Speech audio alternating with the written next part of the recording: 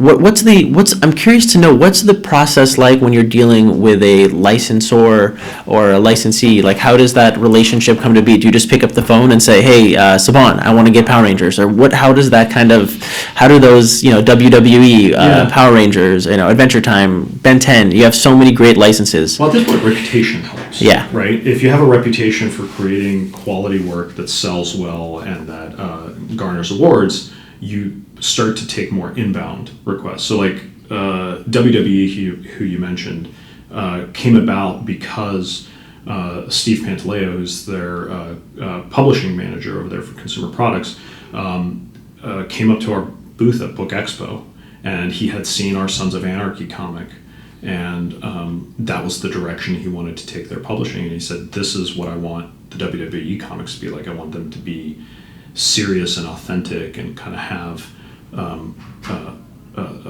a veracity to them that he didn't feel like they had at the time and hadn't had previously. And we looked at WWE, and what was funny was like, our initial reaction was kind of like, oh, I don't know, is this something that is aligned with the Boom brand and the Boom values?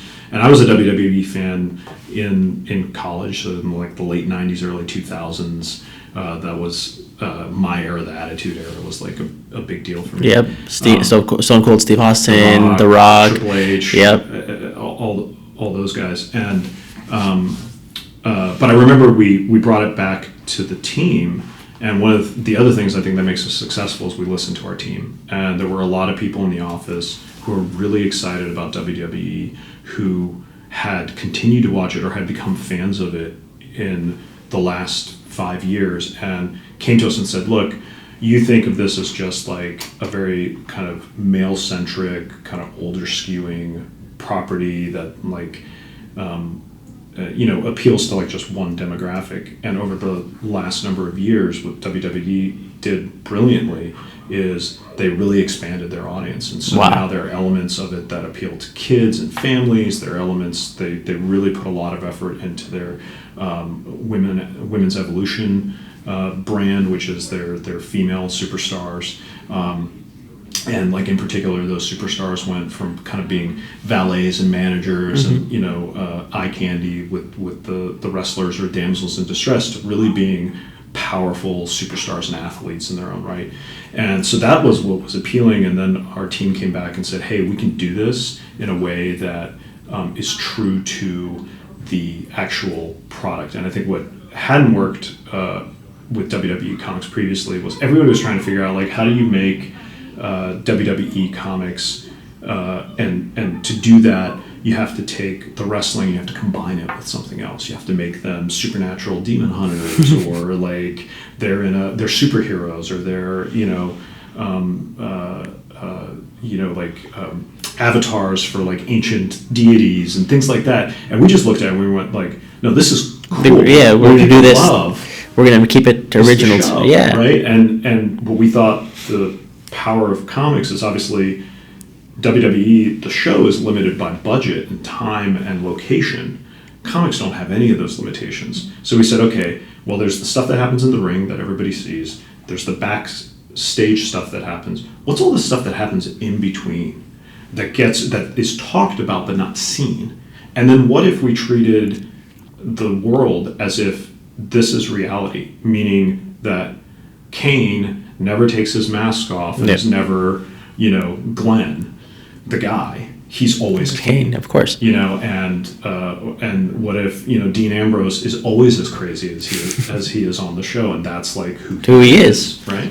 And so it's a good like kind of snapshot of how we approach these licenses, which is like how do we come in and be additive to the property? How do we give it back to the licensor? Because all licenses eventually go back to the licensor. Like even the longest running licenses change hands. Yep. Firefly, which we just announced we're launching in November, was with Dark Horse for 12 years. And there are licenses that we've had that have gone to other publishers. Yep.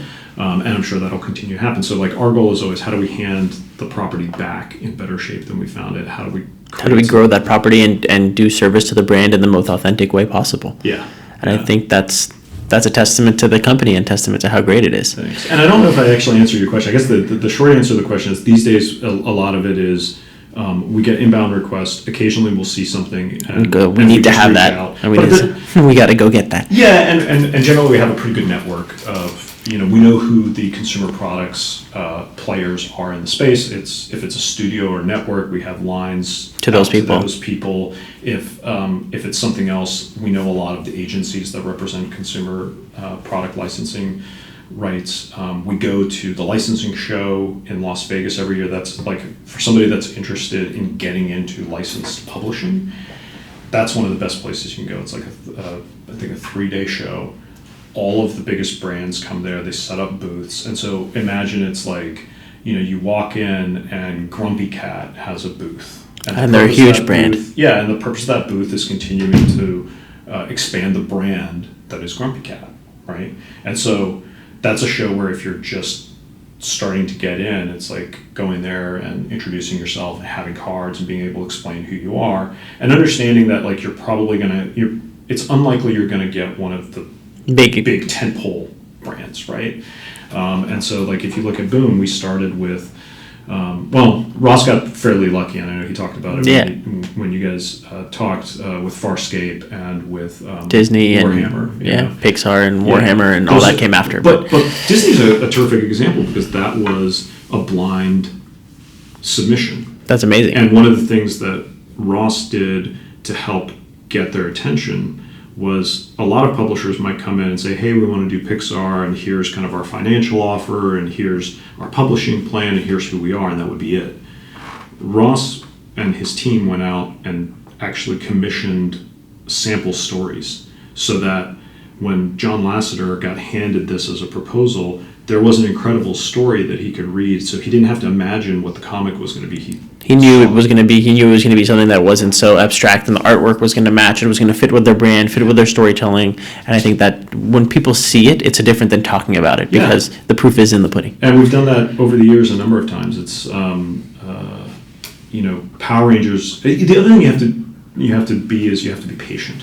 So Power Rangers took, I think, 3 years for us. Wow. From the time we started reaching out and having conversations with it, the person we talked to, the entire team changed over in the time we were trying to get it done.